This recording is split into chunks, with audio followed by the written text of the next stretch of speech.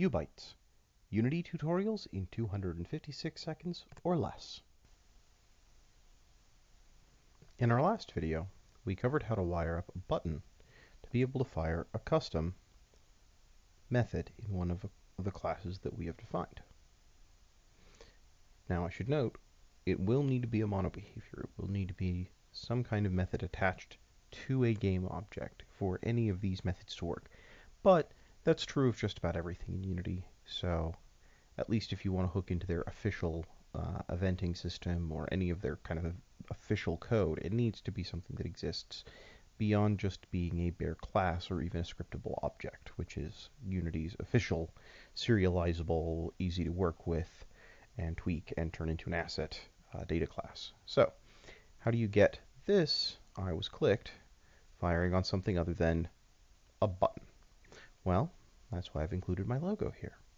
So what you need to do in order to for any other UI component, in order to get it to respond, all you have to do is add an event system component, which is part of the new 4.6 event namespace, event systems namespace. And oops, not event system. Haha, I'll have to edit that out. Or not. Actually, I'll just note it.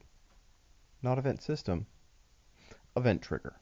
Event trigger is the actual one you want. Event system is what goes on this bugger, as well as the input things, in order to actually set up the event system to exist and have its own update loop and generally be able to behave and send messages around. So, one of these needs to get added, but one of them automatically gets added by the UI system.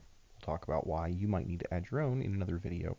But for this one, since we're still dealing with the UI, all we need to do is take a look at this, at the event trigger script, add a new event trigger, and as you can see here, this lists all of the available event triggers that are currently exposed by the system. And so there's a lot of things here.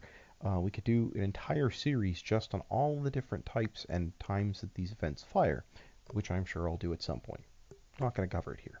The one we want is pointer click, in order to respond pretty much the same way that a mouse would. So all we need to do, just like I showed you last time, is once you have one of these, drag the object that you want to respond in,